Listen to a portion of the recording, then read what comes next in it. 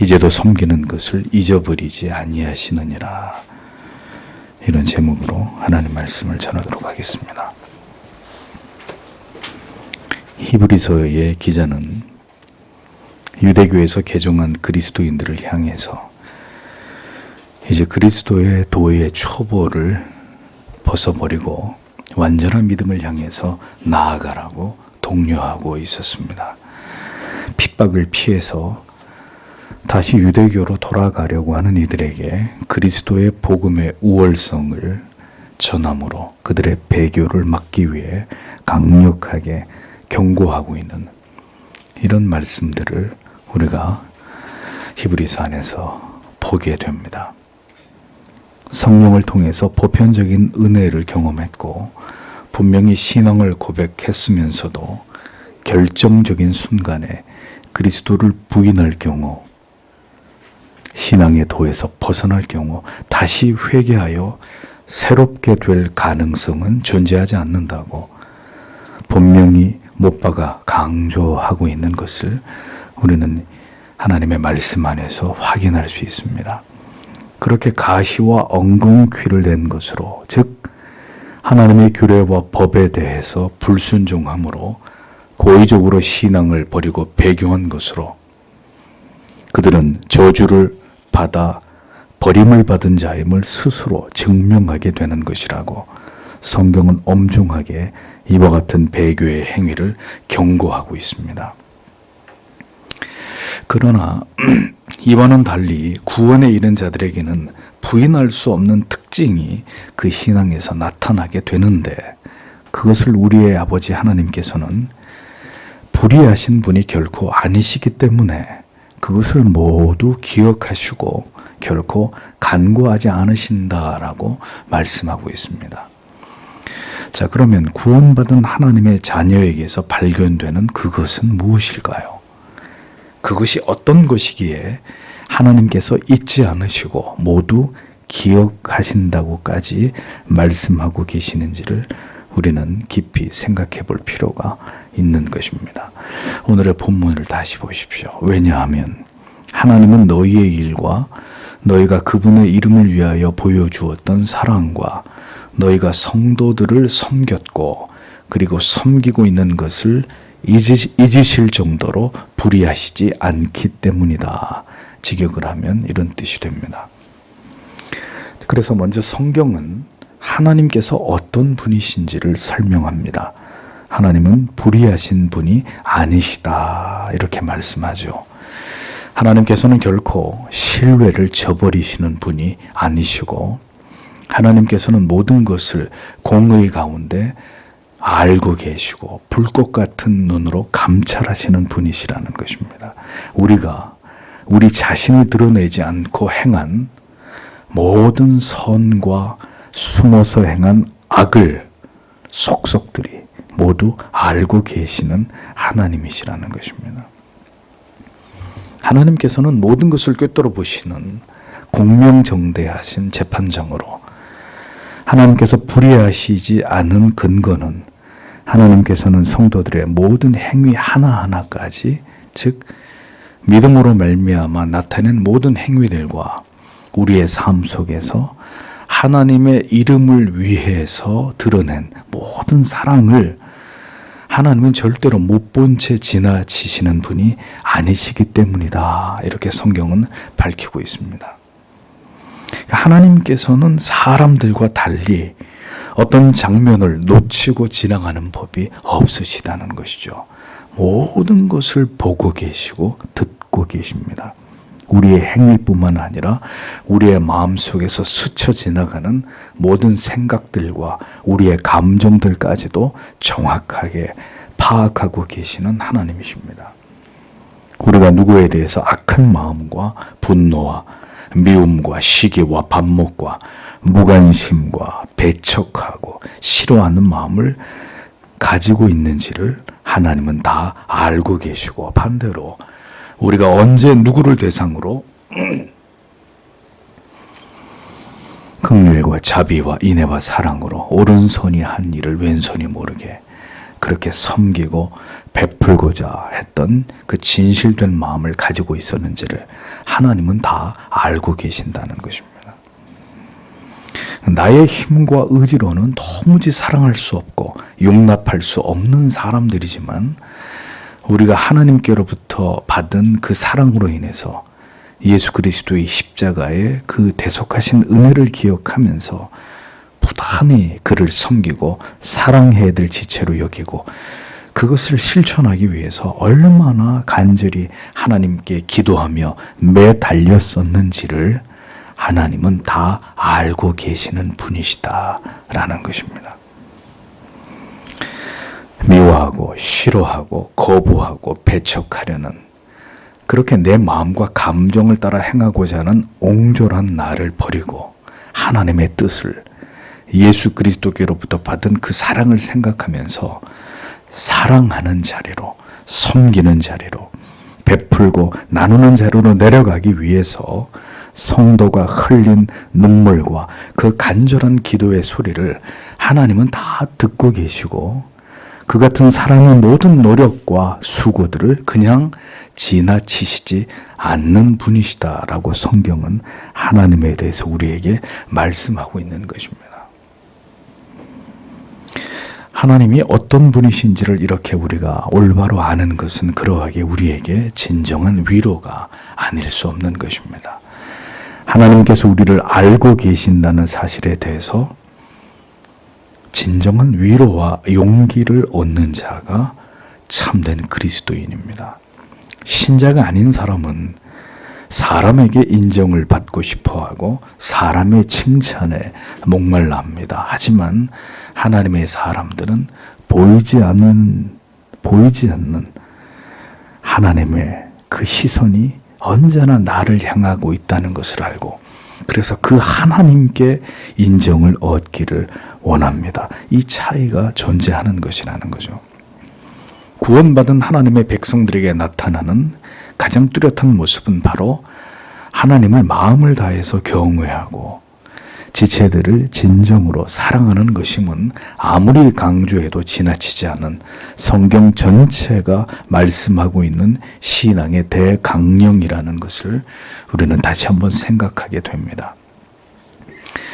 그러나 다만 그 일이 타락한 이기적 본성을 가진 자기애로 둘러싸여 있는 우리 자신의 의지만으로는 이루어질 수 없는 일이기에 이 일은 부단히 하나님 앞에서 자기를 쳐서 복종시키고 그와 같은 이타적인 삶으로 하나님을 기쁘시게 하고자 하는 간절한 소망을 가지고 하나님께 은혜와 도움을 구하는 일이 지속적으로 필요한 일입니다.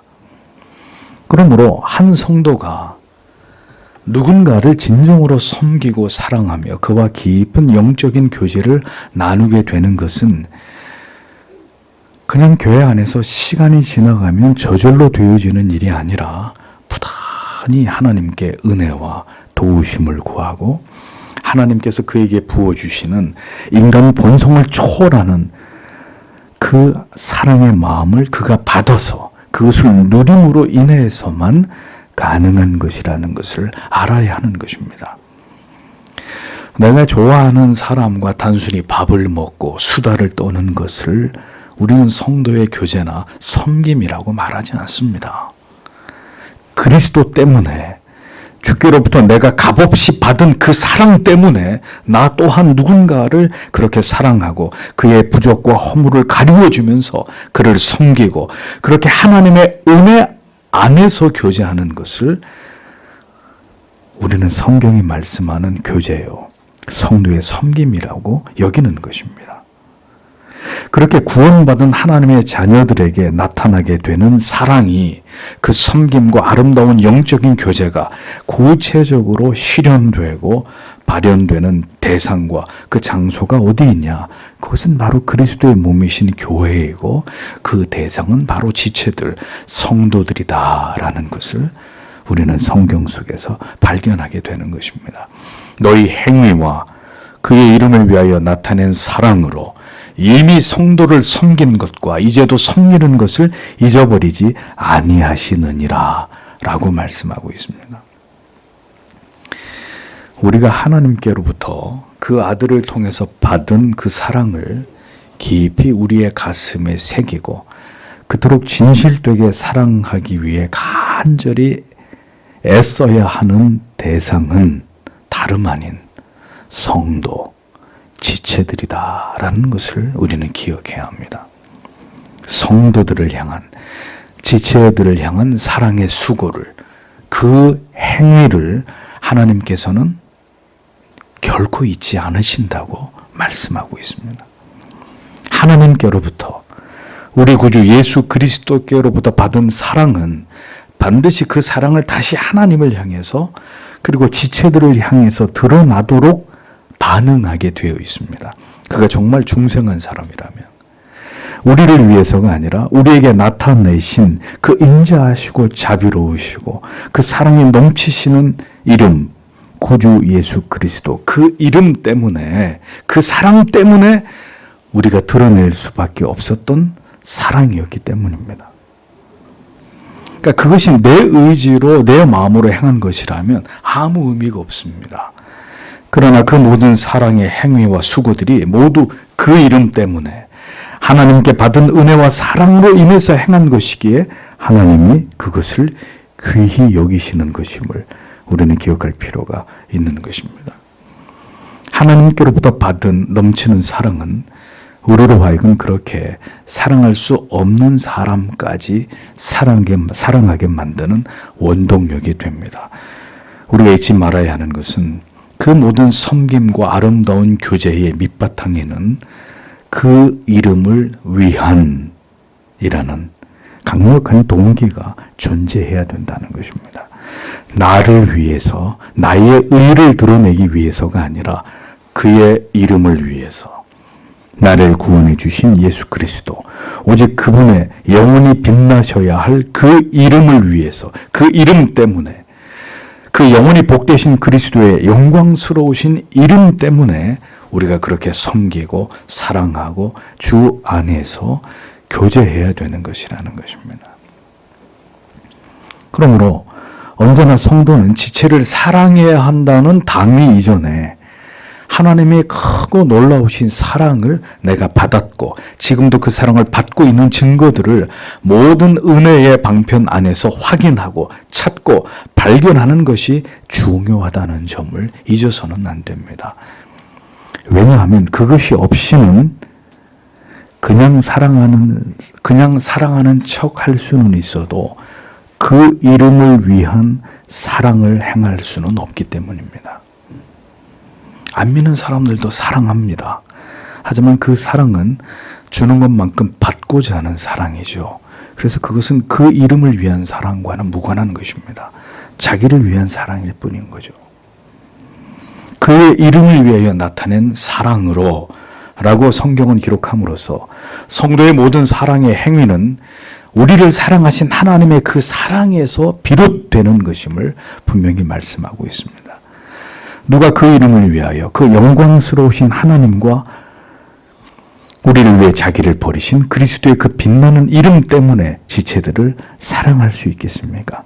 두말할 나위 없이 그 놀라운 하나님의 사랑을, 구속의 은혜를 생애적으로 경험한 자라야 그 사랑이 행위로, 수고와 희생으로 그의 인생 속에서 나타날 수밖에 없게 되는 것입니다. 하나님의 사랑 안에서 견고한 연합을 이룬 자들만이 그 사랑을 실천하고 사랑의 모든 수고를 등이 감당할 수 있는 것입니다. 인간이 가진 모든 허물과 부족을 뛰어넘어서 온전히 용납하고 인내하고 이해함으로 그 은혜 안에서 진정한 성도의 교제를 나눌 수가 있다는 것입니다. 그러므로 그 하나님과 복된 관계를 지속하지 못하고 만약에 하나님과 영적으로 단절이 되어 있다면, 우리가 간절히 그래서 하나님을 찾지 않는다면 우리가 누군가를 온전히 사랑하고 섬긴다는 것은 불가능하다라는 것을 우리는 기억해야 합니다. 사랑해야 하는 사람들의 허물이 보이고 내가 판단할 때 도저히 용납할 수 없는 어떤 모습이 눈에 가시처럼 거스릴 때 우리가 그를 그리스도 안에서 지체로 여기고 그 지체와 온전한 사귐을, 교제를 나누는 것이 가능하겠습니까? 그를 섬길 수 있겠습니까? 결혼을 하기 전에는 그렇게 사랑하고 이뻐 보이던 아내가, 그렇게 멋있어 보이고 듬직하게 여기지던 남편이 왜 시간이 지날수록 점점 실망스럽고 급기야 싫어지고 미워지는 것일까요? 하나님의 시선으로, 주님의 마음으로 그녀의 허물을, 지체들의 부족을 바라보지 못하고 사람의 시선과 관점으로 서로를 바라보게 되기 때문입니다. 하나님과 멀어질수록 인간에 대한 허물이, 그 사람의 온갖 추한 모습이 더 크게 보이기 마련입니다. 언제나 하나님을 가까이 하면 그 앞에서 타인의 허물이 아니라 나의 허물이, 나의 부족밖에 보이지 않습니다. 그러나 내가 그리스도와 멀어지면 멀어질수록 서로에게서 절망밖에 보이지 않는 거예요. 진정한 섬김도 교제도 모두 깨어진 갈등과 고통의 관계가 성도의 가정과 교회 안에서 그대로 드러날 수밖에 없게 되는 것입니다. 하나님과 그 은혜와 사랑과 멀어진 가운데 우리가 누군가를, 아내와 남편을, 그리고 부모와 자녀를 나아가서 그리스도 안에서 한 지체에 된 성도들을 사랑하는 일은 불가능한 일입니다. 처음에는 사랑하는 것 같지만 결국 시간이 지나 곧 타락한 인간의 본성의 그 한계가 드러날 때 그 사랑은 이내 식어지고 그 사랑이 증오와 미움으로 바뀌는 것은 그리 오래 걸리지 않게 되는 것이라는 겁니다. 인간은 인간을 그렇게 무한히 조건 없이 사랑할 수 있는 존재가 결코 아닙니다. 이기적 자기애의 본성 아래 갇힌 채로 모든 타락한 인간은 그렇게 살아갈 수밖에 없는 존재이기 때문입니다.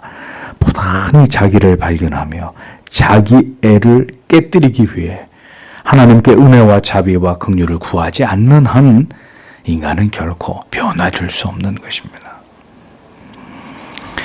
황금 만능주의, 배금 사상에 찌들어가고 있는 이 시대를 보십시오. 인간의 오감을 자극하고 우리를 만족시킬 만한 가치들이 이토록 허다할지라도 현대인들은 더욱 고독과 염세주의에 깊이 빠져들고 있습니다. 왜 그럴까요? 자기 사랑의 깊은 뿌리를 가지고 있기 때문입니다. 그러니까 사랑받을 수 없다는 절망감 속에서 자기 자신에 대한 자존감마저 잃어버리게 될 때 인간은 고독과 허무에 깊이 빠져들 수밖에 없고, 그렇게 결국 자아를 잃어가는 고통 속에서 벗어날 수 없게 되는 것입니다. 남녀노소를 불문하고 영혼에 깊이 배어있는 이 고독의 문제를 인간은 스스로 해결할 수가 없고, 이것을 극복해 보기 위해서 몸부림을 쳐보지만 절대로 인간은 자기 안에서 그 해답을 찾지 못합니다. 그것이 하나님을 버린, 하나님을 잃어버린 인간의 초라한 실존이기 때문입니다. 코로나 팬데믹은 사람과 사람 사이를 더욱 멀어지게 만들었습니다. 생각보다 길어지고 있는 이 전염병을 이유로 사람과 사람 사이에 얼굴과 살을 맞대는 유대와 교제의 즐거움을 우리는 급격히 잃어가고 있습니다. 이러한 관계의 단절과 고립의 장기화는 사회적 존재인 인간 본성을 파괴하는 것으로 인간에게 견디기 힘든 정신적인 고통을 가져다 주는 이유가 되고 있습니다. 사람들이 거리 두기에 서서히 지쳐가고 있음을 봅니다. 당연한 모습이죠. 방역 때문이라고는 하지만 인간은 서로에게 거리를 두고는, 그렇게 스스로를 고립시키고는 정상적으로 살아갈 수 없는 존재입니다. 하나님께서 인간을 그렇게 살아가도록 만들지 않으셨기 때문입니다. 만나고 서로 사랑하고 돕고 위로하고 베풀면서 그렇게 살아갈 때 가장 건강하고 즐겁고 보람되고 행복한 삶을 살아가도록 우리는 그렇게 하나님께 지음을 받은 존재들입니다. 그러나 이러한 만남이 금지되고 통제되는 사회적인 분위기로 인해서 교회와 성도의 영적인 고통 또한 적지 않음을 절감하게 됩니다. 이런 상황에서 중생한 성도라면 이 같은 상황 속에서 매우 우리의 영혼과 마음이 고통을 느껴야 하고 하나님의 은혜 속에서 다시 성도의 교통이 회복되기를 간절히 기도해야 하는 것이 정상이란 말입니다. 성도는 함께 모여 하나님을 예배하고 사랑의 교제와 연합을 이루어 감으로 인해서 이 땅을 지나가는 동안 세상이 줄 수 없는 참된 위로와 희락과 평강과 기쁨을 얻을 수 있는 존재들입니다. 성도의 교제는 하나님을 예배하는 것의 연장으로서 선택의 문제가 아니라 반드시 지속되고 유지되어야 하는 하나님 사랑과 이웃 사랑의 대의를 실천해 나아가는 중요한 신앙의 방식이고 변경할 수 없이 중요한 신앙의 내용이란 말이죠.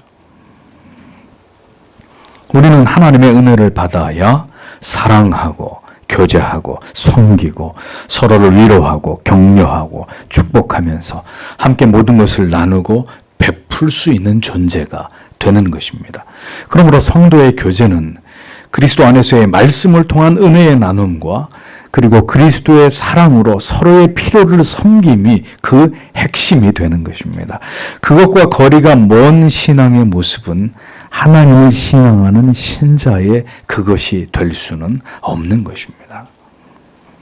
성경에는 이 교제의 신령한 기쁨과 섬김의 즐거움에 대해서 곳곳에서 말씀하고 있습니다. 골로새서 1장 3절과 4절. 우리가 너희를 위하여 기도할 때마다 하나님 곧 우리 주 예수 그리스도의 아버지께 감사하노라. 이는 그리스도 예수 안에 너희의 믿음과 모든 성도에 대한 사랑을 들음이요 라고 기록되어 있습니다. 고린도전서 10장 33절에 나와 같이 모든 일에 모든 사람을 기쁘게 하여 나의 유익을 구치 아니하고 많은 사람의 유익을 구하여 저희로 구원을 얻게 하라.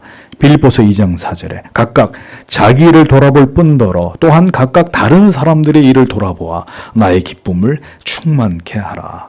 4장 1절에 그러므로 나의 사랑하고 사모하는 형제들 나의 기쁨이요 면류관인 사랑하는 자들아 이와 같이 주 안에 서라라고 기록되어 있습니다.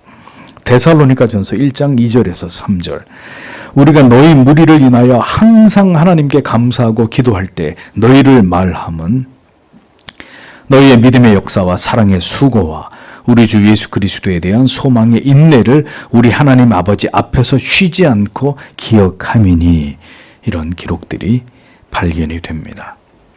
타인의 영혼에서 그를 섬김으로써 기쁨과 감사와 감격을 얻음은 하나님께서 명하신 성도의 삶에 있어서 필수 불가결한 그런 요소이고 성도의 거룩한 의무이고 사명이며 그리고 특권이기도 합니다. 그래서 성경에 나타나는 사도들의 많은 기록들 속에서 진정한 그들의 영혼의 기쁨과 희락의 원인은 바로 성도들에게서 비롯됨을 고백하고 있는 것을 보게 되는 것입니다.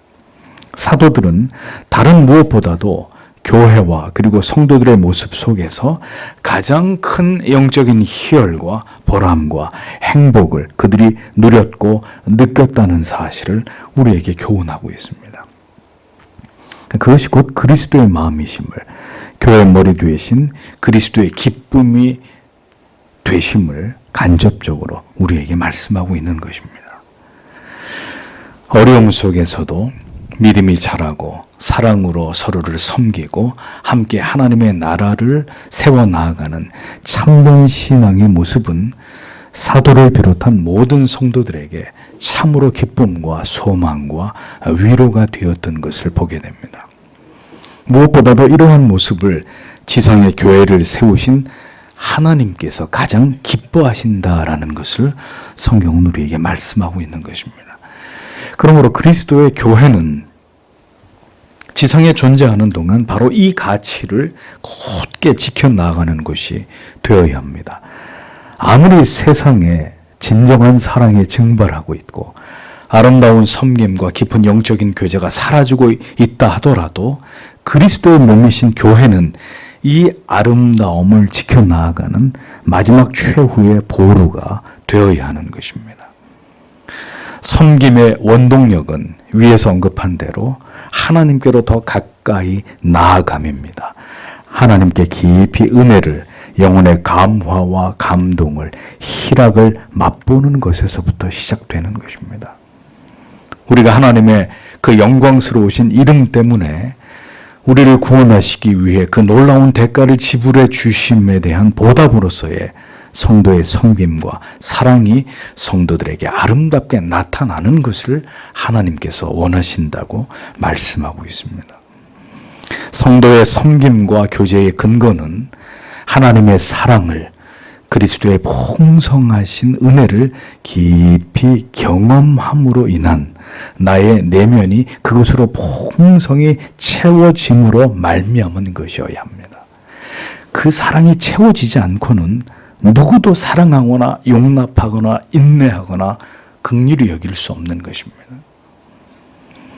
그리고 그 사랑이 풍성히 채워질 때 자연스럽게 우리에게서 나타나는 것이 바로 성도의 아름다운 섬김과 하나된 연합과 그리고 진실된 교제라는 것입니다. 그러므로 우리가 여전히 성도로 그리스도의 지체로 함께 깊은 진지한 교제를 나누지 못하고 있다면 그것은 우리가 아직 그리스도의 사랑을 깊이 경험하지 못했거나 생애적으로 경험한 그리스도의 그 사랑과 은혜가 우리 안에서 모두 고갈되었기 때문이다라는 것을 아셔야 합니다. 한 성도가 누군가를 깊이 사랑하고 그에 대해서 인내하고 용납하고 용서하는 것은 그가 하나님을 얼마나 깊이 사랑하고 그 사랑을 견고하게 지켜나가기 위해서 하나님께 간절하고 열렬히 그 하나님을 찾았는가의 그 문제와 정확히 비례하는 것입니다. 그로 인해서 오늘도 그가 인간의 이기적 본성을 거스릴 수 있을 만큼 하나님의 크신 은혜와 사랑을 받고 누리고 있는가와 매우 깊은 연관 관계가 있다는 것입니다. 하나님을, 예수 그리스도의 그 사랑을 깊이 인격적으로 경험하지 않고 누군가를 사랑하는 것은 위선이고 가식일 따름입니다. 그게 가능하다면 그것은 자기 의를 드러내는 수단이 될 수밖에 없습니다. 참된 사랑은 아버지께 받은 그 사랑에서 비롯되고 시작되는 것입니다. 그리고 그렇게 아버지의 사랑이 우리 영혼 안에 그의 아들을 통해서 가득 부어질 때 우리는 이제 그 사랑이 우리를 움직여서 누군가를 섬기고 사랑할 힘을 얻도록 만들어주게 되는 것입니다.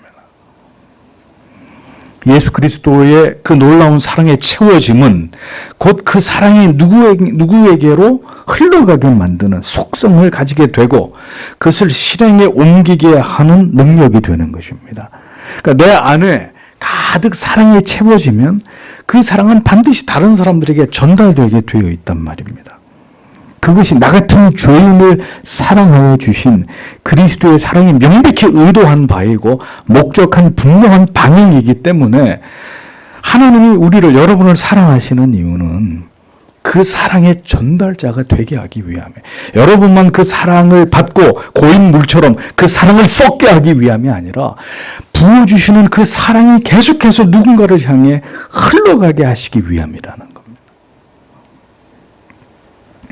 하나님이 나를 사랑하신다는 것을 안다고 하면서도 그 사랑의 방향이 여전히 자기 자신만, 자기의 가족들에게만 향하고 있다면 죄송하지만 그 사람은 하나님의 사랑을 올바로 경험한 사람이 아니에요. 착각하고 있는 것입니다.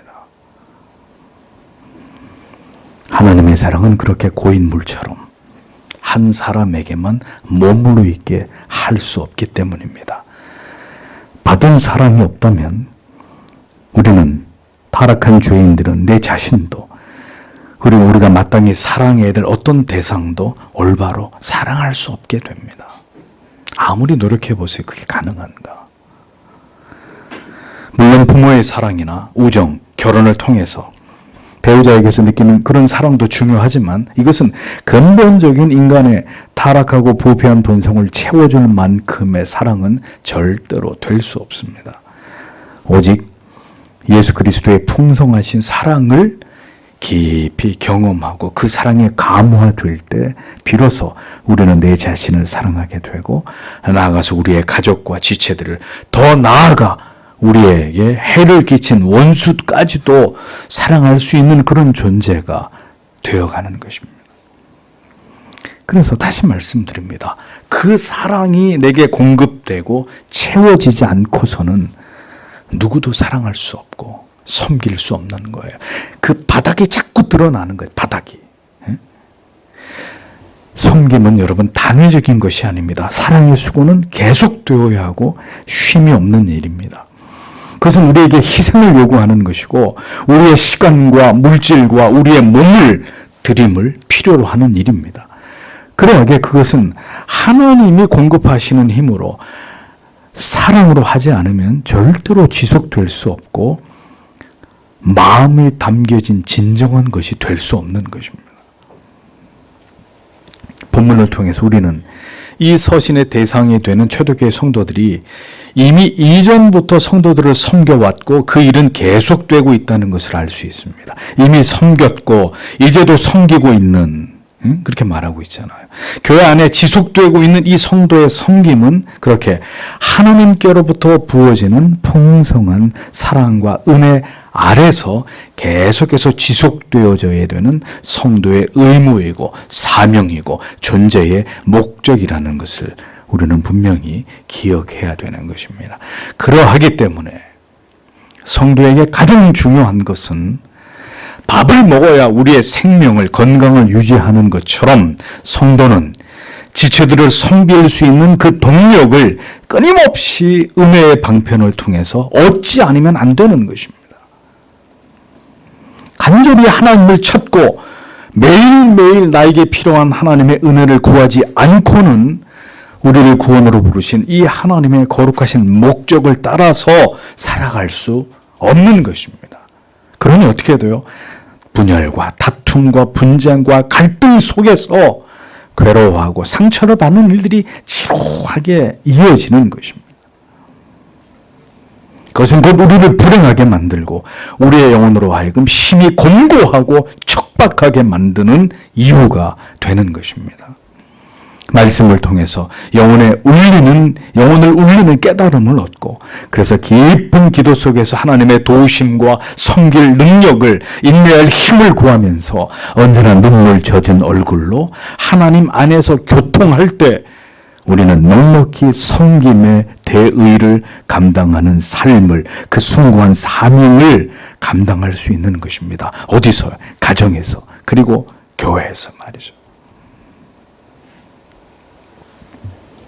한 해도 여러분의 가정과 교회 안에서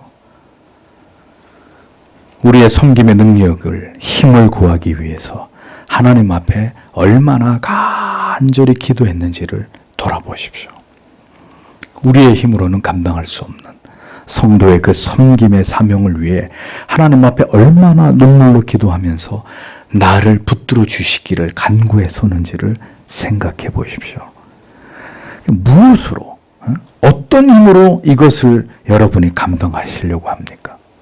하나님 앞에 기도하지 않고 하나님의 도우심 없이 어떻게 그것이 가능하다고 생각하십니까? 성도의 삶은 그냥 살아가는 삶이 아닙니다. 이 하나님의 뜻을 가정과 교회 안에서 실현하고 드러내고 그것을 위해 간절히 기도하면서 마침내 그것을 행하는 치열한 삶입니다. 그렇게 살아가는 삶을 우리의 구주께서 원하신다는 거죠. 하나님이 그것을 기억하신다는 것입니다. 우리에게는 생계의 무거운 짐이 있습니다. 그러나 그렇다 할지라도 양보해서는 안 되는 일은 하나님을 찾고 우리 영혼이 하나님의 은혜를 공급받는 것입니다.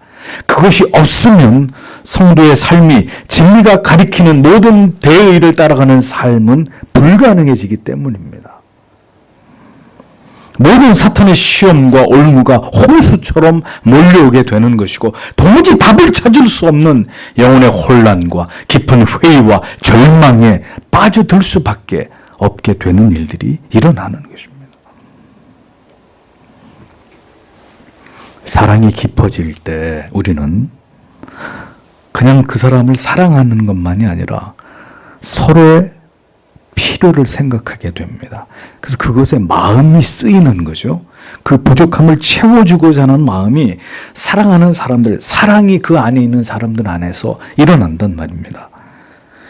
우리가 하나님께 받은 사랑에 대해서 피상적인 지식만을 가질 때 우리의 사랑 역시 그렇게 피상적인 것에 머무를 수밖에 없게 되는 것입니다. 그러나 하나님께로부터 받은 사랑이 잊을 길이 없는 감동과 감사로 우리 영혼에 깊이 각인되고 나아가서 진리 안에서 그 사랑에 대한 이해와 깨달음과 하나님의 사랑이 현재적으로 계속 우리 안에서 경험되는 일들이 지속되면 우리의 사랑 역시 더 깊어지고 뜨거워지고 진실되게 변화되고 더 많은 인내와 기다림 속에서 더 구체적으로 그 사랑을 실천해 나갈 수 있는 힘을 얻게 되는 것입니다. 그러한 깊은 관심은 지체들의 육신과 물질에 대해서만이 아니라 그의 영혼과 그 상태에 대해서까지 더 깊이 들어가게 되는 거예요. 저 사람이 어떤 상태, 어떤 마음일까, 어떤 감정일까, 지금 얼마나 힘들까, 더 깊이 들어가게 되는 거죠. 지체의 영혼에 대해서, 그의 신앙의 상태나 고난 속에 있는 삶에 대해서 더 깊이 염려하게 되고 아파하게 되고 거룩한 걱정과 근심으로 그 영혼을 위해서 간절히 기도하는 자리에까지 나아가게 되는 것입니다. 그것이 실제적인 섬김이란 말이죠. 여러분은 지체들을 사랑하고 계십니까? 남편과 아내의 상처와 그 한숨과 그 괴로움의 이유까지 깊이 들어가 보셨습니까? 사랑이 그렇게 하도록 여러분을 움직이고 있음을 경험해 보셨나요? 그래서 내가 그를 위해 해줄 수 있는 것이 결국 오직 기도밖에 없다는 사실을 알아 가슴을 뜯으면서 간절히 그를 위해서, 그 지체를 위해서, 사랑하는 가족들을 위해서 기도하신 날들이 얼마나 되는지를 돌아보십시오. 에베소서 6장 18절은 깨어 구하기를 항상 힘쓰며 여러 성도를 위하여 구하라고 말씀했습니다. 간절히 지체를 위해서 기도해 줄 수 있을 만큼 우리 영혼이 지체들을, 성도들을 향한 사랑으로 가득 채워져야 된다는 것을 성경은 말씀하고 그것을 우리가 소망해야 된다고 성경은 가르치는 것입니다. 우리는 지금 과연 영적인 삶을 살아가고 있는 그리스도인이 맞는지, 때로 정신없이 달려가는 우리의 삶을 멈춰 세워두고 우리 자신에게 냉정하게 물어봐야 돼요. 내가 지금 뭘 위해서 살고 있나? 내가 지금 사랑하면서 살고 있나? 내 사랑의 대상은 과연 누구이며 무엇인가? 내가 지금 바른 길로 가고 있는 것인가? 정말 하나님이 원하시는 말씀하신 그 길로 행하고 있는 것인가? 주위를 둘러보면서 내 주위에 있는 사람들이 진정으로 나로 인해서 행복하고 기뻐하고 감사하고 있는지를 생각하면서 성도는 자기의 인생 길을 걸어가야 한단 말입니다. 남이 어떻게 되든 말든 상관하지 않고 자기 자신이 가야 될 길만 달려가는 그 사람은 그리스도의 사람이 아니란 말입니다.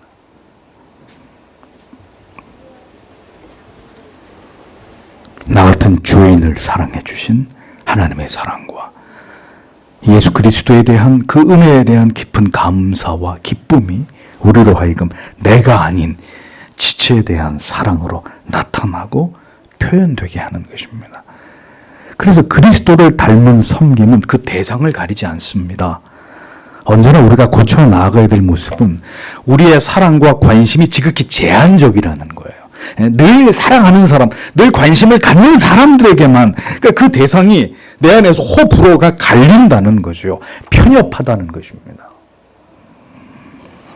그리스도를 깊이 만나야 성도가 성도를 어떻게 사랑하고 교제하고 어떻게 섬겨야 되는지를 발견할 수가 있죠. 근데 그것을 깨닫지 못하니까 사랑할 사람은 사랑하고 무관심한 사람은 1년 내내 무관심한 거예요. 그리스도의 풍성하신 사랑을 경험해야 그 사랑으로 성도를 사랑할 수 있습니다. 그렇지 않으면 사람의 방식과 방법으로 어색하고 불편하고 여전히 자기중심적인 이런 사랑을 할 수밖에 없는 것입니다. 그것은 성경이 말씀하는 사랑이 아니죠. 교회는, 지체들은 큰 틀에서 가족과 같은 사람들입니다. 그러므로 교회에 와서는 가족의 경계를 허물고 모두를 가족처럼 여기셔야 합니다. 다가가고 사랑과 관심을 진실되게 전하고 귀하게 여기는 모습이 필요합니다.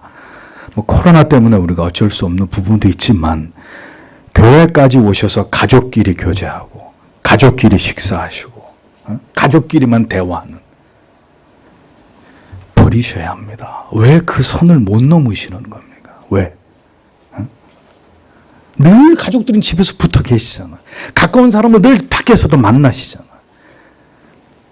참 부끄러운 모습들입니다. 우리 안에 있는. 교회에 와서는 다른 지체들과 함께 식사를 나누시고 남편과 아내를, 내 자녀를 뛰어넘어서 서로가 진실되게 교제함이 필요한 것입니다. 교회까지 오셔서 가족끼리, 서로 친한 사람들끼리 교제하고, 여러분, 우리가 그렇게 교제하면 그런 성도의 교제가 세상과 다를 게 무엇입니까? 모든 것을 초월해서 서로 사랑하고 다가가고 섬기고 베풀고 나누고 따뜻하게 서로를 위로하고 진실한 마음으로 지체에 대한 관심으로 무난하고 그의 안부를 물을 수 있어야 하는 것입니다. 누군가 어려움을 겪고 있을 때 온 교회가 함께 그 어려움에 참여하고 그 지체를 돕고 격려하고 위로함으로 우리를 통해 그리스도의 사랑이 그 성도에게, 지체에게 흘러가게 하는 것이 가장 아름다운 성도의 섬김이요 교제인 것입니다. 성도를, 지체를 깊이 있게 살펴야 합니다. 주님께서 우리에게 주시는 마음으로 그렇게 부지런히 살펴야 하는 것입니다. 그것이 재직들이 하셔야 될 일이란 말이죠. 사랑하면 사랑하는 대상에 무엇이 보이죠? 아까도 얘기했습니다. 그의 필요가 보여요. 그의 결핍이 보인다고요. 그래서 그 결핍을, 그의 필요를 채워주고 싶은 마음이 일어납니다. 사랑하는 사이라면 당연히 사랑하는 그 대상에 대한 깊은 관심을 갖게 마련이고 그에 대해서 자세히 관찰을 하기 마련입니다. 사랑은, 진지한 관심은 곧 그 대상을 살피는 것이기 때문입니다. 시켜서 하는 게 아니라 자발적으로 그렇게 되는 것이죠. 사랑하기 때문에. 그게 사랑이기 때문에 그런 거예요. 그래서 깊이 들여다보면 뭐가 필요한지 보이는 거예요. 그래서 사랑하는 사람은 그 사랑하는 대상에게 무엇이 필요한지를 기어이 찾아냅니다. 그러나 사랑하는 사람이 아닌 경우에는 그가 무엇이 필요한지를 전혀 알지 못합니다. 부모는 자식이 무엇이 필요한지를 알아도 자식은 부모에게 무엇이 필요한지 좀처럼 모르는 경우가 허다합니다. 더 사랑하는 사람이 언제나 주는 쪽이에요. 채워주는 사람입니다. 말을 하지 않아도 그에게 있어야 할 것을 알아서 그것을 주고자 합니다. 그 마음이 사랑이거든요. 하나님께서는 죄를 범하여 하나님과 영원히 단절된 인간에게 그렇게 스스로 영원한 형벌과 저주와 사망 아래로 들어가 버린 어리석은 인간들에게 무엇이 필요한지를 알고 계셨습니다. 그리고 그들을 다시 구원 얻게 할 방법을 하나님이 찾아내신 것입니다. 그들 스스로의 힘으로는 결코 그 자신을 구원할 수도, 그 영벌의 저주 아래서 벗어날 길이 없다는 것을 아시고 하나님께서는 아들을 통해 그를 인간의 모습으로 이 땅에 보내셨습니다.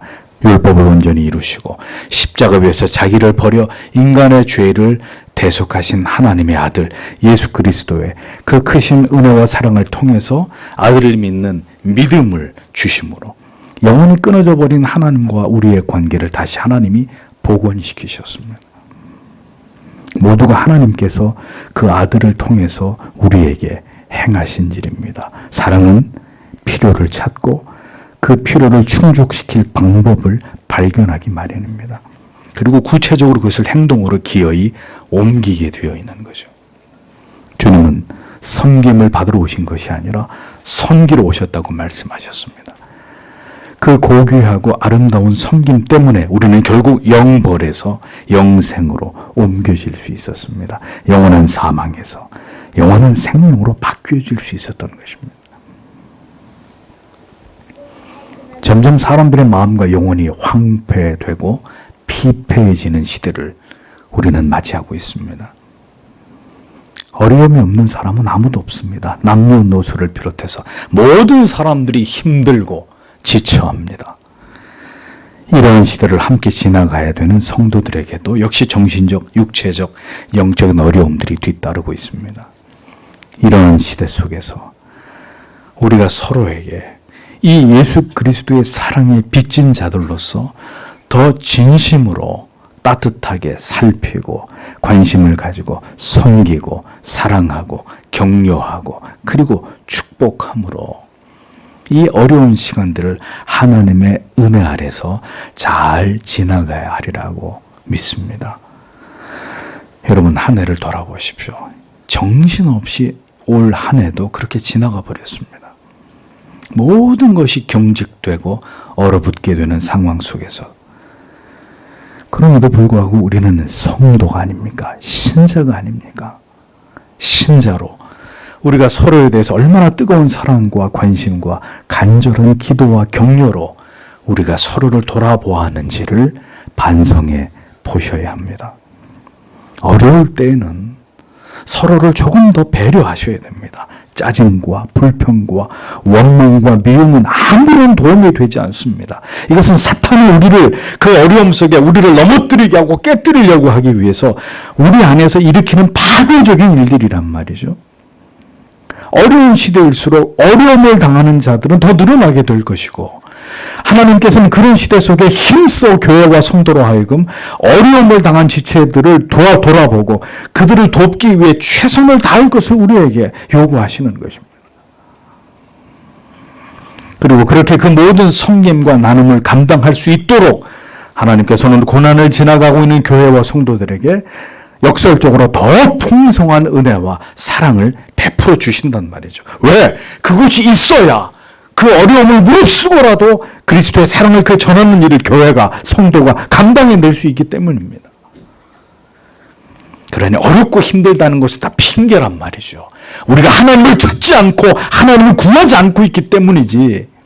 그 어려움 속에서 하나님을 찾을 때 하나님은 우리가 하나님의 도구가 되어서 그 사랑을 전하고 드러내는 일에 선한 도구로 우리를 사용하신단 말이죠.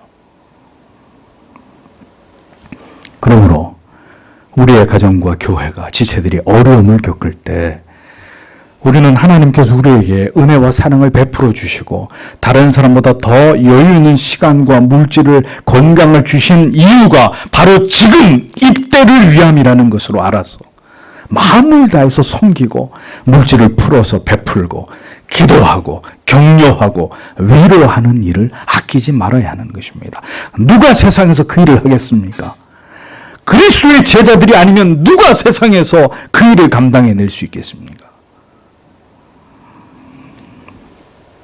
성도가 성도를 사랑하지 못하게 하고 섬기지 못하게 하는 데는 여러 가지 악한 마귀의 회방과 방해가 있다는 것을 우리는 깨달아야 합니다.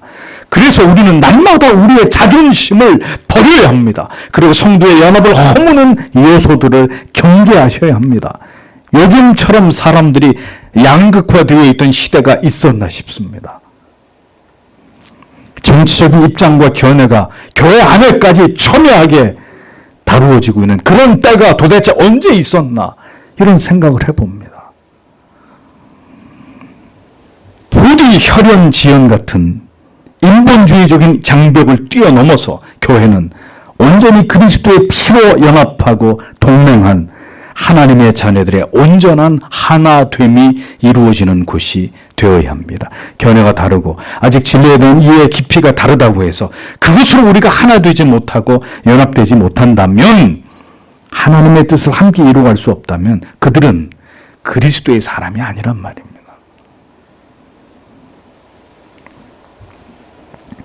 성도 간의 사랑과 연합과 은혜 안에서의, 진리의 말씀 안에서의 교제는 교회의 생명입니다.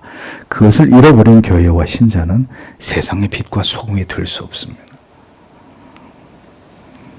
우리 가운데 상처 입은 지체들과 경제적으로 어려움을 당하고 있는 지체들, 병이 약하시거나 혹은 갈등과 괴로움 가운데 있는 지체들, 모두가 우리가 하나님을 대신해서 이 땅에서 사랑하고 품고 섬기고 위로하고 돕기 위해서, 그들을 위해 간절히 기도하기 위해서 우리에게 맡겨주신 하나님의 소중한 영혼들입니다.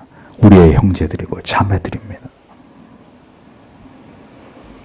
인생을 지나가면서 고난을 겪지 않을 자가 없고, 한 시대를 살면서 우리가 세상의 어려움을 보지 않은 때가 없었다면, 교회는 그 모든 시간들 속에서 그리스도의 사랑 안에 견고하게 서서 세상 사람들과 다른 방법으로 이 모든 어려움들을 이겨나감을 보여줄 수 있어야 합니다. 어려움 속에서, 그 고난과 시련 속에서 신자들은 그들만의 어떤 방식으로 그들을 돕는 그 신의 도우심을 힘입어서 그런 때를 어떻게 지나가는지를 세상에 분명하게 보여줄 수 있는 그런 탁월한 언덕 위의 도성 같은 남다른 특별한 공동체가 되어야 하는 것입니다. 그것이 하나님께서 이 죄악 많은 세상에서 우리를 성도로, 신자로 부르신 거룩한 목적이고, 우리를 통해 교회를 이루신 하나님의 뜻이라는 것을 잊지 말아야 합니다. 진정한 섬김에는 수고와 노력과 희생이 따릅니다. 진정한 성도의 교제는 그의 모든 허물과 부족을, 내가 판단의 주체가 되어서 마음에 들지 않은 부분에 대한 이런 내 안에 여전히 살아있는 이 날카로움들에 대한 철저한 자기 부인이 필요한 것입니다. 그러하게 죄인인 우리들이 쉽게 감당할 수 있는 신앙의 덕목이 절대로 아니라는 것을 우리는 잊지 않아야 되는 것이죠. 이 또한 부단히 주의 은혜와 긍휼과 자비를 구하면서 주님께서 나를 도구로 삼아 나의 모든 허물과 모난 것들을 다듬어 주심으로 온전히 주님이 사용하시는 도구가 되기를, 그렇게 내 자신이 변화되기를 기도하고 또 기도해야 되는 일들이 요구되는 것입니다. 다른 사람의 허물을 보기 전에 내 자신의 부족함과 연약함에 대해서 하나님 앞에 기도하면서 온전히 그 사랑의 도구와 통로가 되기만을 하나님 앞에 간절히 기도하는 그 중심이 우리에게 필요하다는 것입니다. 신자에게는 저절로 되어지는 것은 아무것도 없습니다. 그리스도를 본받기 위해서 오늘도 우리 자신을 부인하고 십자가를 지고 주님을 쫓고자 하는 그 마음과 뜻이 온전히 하나님을 향하고 하나님께 붙들려 있을 때 이 모든 일들이 가능한 것입니다. 그러므로 성도는 온전히 모든 삶에서 이 성도의 섬김과 사랑의 교제에 초점을 맞추어야 하고, 결국 하나님과의 관계뿐만이 아니라 성도와 지체와 가족들과의 관계에 있어서도 깨어짐이나 갈등이나 서로 무관심이나 반목으로 일관하는 그 죄를 버리지 않으면 안 되는 것입니다. 그것을 고집하는 것은 당신이 온전히 구원받은 성도로서 하나님의 영광을 위해 지금 합당한 삶을 살아가고 있는 것이 아니라 복음의 영광을 가리우고 철저하게 하나님의 뜻에 역행하면서 죄를 범하고 있는 것이고, 당신의 영혼을 끝없는 침체의 늪으로 밀어넣고 있는 것이라는 것을 분명하게 깨달으셔야 합니다. 어떤 성도도 섬김과 나눔과 사랑의 교제 없이 하나님만을 올바로 섬길 수는 없습니다. 하나님 사랑과 이웃 사랑은 병행되는 것입니다. 절대로 어느 하나만 가능한 것이 아니라 하나님을 사랑해야 이웃도 사랑할 수 있고, 이웃과 막힘이 있는 가운데 하나님만을 열렬히 사랑할 수 없는 그것이 신앙의 원리입니다. 모든 막혀있는 관계를 회복해야 영혼이 다시 소생하고 살아날 수 있습니다. 하나님과의 관계도 회복되고, 뜨뜻 미지근하던 신앙의 관계도, 신앙의 상태도 다시 불타오르는 하나님의 은혜 가운데 소생함을 입게 되는 것입니다. 다시 신령한 은혜가 막혔다가 뚫린 수도관처럼 콸콸 우리 영혼에 쏟아져 들어오는 이런 소생을 다시 영원히 하나님의 찬란한 은혜 가운데 하나님의 사랑을 만끽하는 그런 은혜를 경험하게 되는 것이라는 거죠. 섬김과 교제가 지극히 제약을 받았던 지난 한 해 동안 우리의 섬김과 교제는 어떠했는지를 돌아보십시오. 여러분, 과연 코로나 때문이었을까요? 우리의 마음이 차갑게 식어져 하나님과 그 은혜와 사랑으로부터 멀어진 때문은 아니었을까요? 구원받은 성도들에게 오늘도 하나님이 간절히 원하시고 그 안에서 보고 싶어 하시는 것이 무엇인지를 잊어버리지 마십시오. 그냥 우리 자신만을 위해 살아가는 삶이 결코 아닙니다. 그것은 신자의 삶이 아닙니다. 우리는 그리스도 안에서 한 지체된 모든 자들을 사랑하고 섬기고 용납하고 함께 교통하고 교제하며 그렇게 존재해야 되는 하나님의 자녀들입니다. 이보다 더 어려운 상황에 이를지라도 성도는 성경이 말씀하고 있는 신자가 보여주어야 할 그 삶을 이 땅에서 살아내는 자들이 되어야 합니다. 그것은 바로 섬김입니다. 사랑과 희생으로 주께서 우리를 위해 그렇게 행하심 같이 우리 또한 사랑하는 가족들과 지체들을 그렇게 섬김으로 하나님을 영화롭게 하는 복된 삶을 살아가는 자들이 되어야 합니다. 그것이 하나님을 기쁘시게 하는 성도의 삶이기 때문입니다. 하나님께서 우리 모두에게 풍성한 은혜와 사랑을 베풀어 주셔서 내년에는 우리가 더 지체들을 사랑하고 더 그들을 섬기고 더 풍성한 영적인 교제를 나누는 일에 힘쓰는 자들이 되기를 소원합니다. 주님께서 그렇게 우리를 온전한 그리스도의 사람들로 모두 변화시켜 주시고 하나님의 크신 사랑을 오늘도 우리 영혼에 가득 채워 주시기를 이 시간에 다 함께 하나님 앞에 간절히 기도하기를 원합니다. 기도하겠습니다.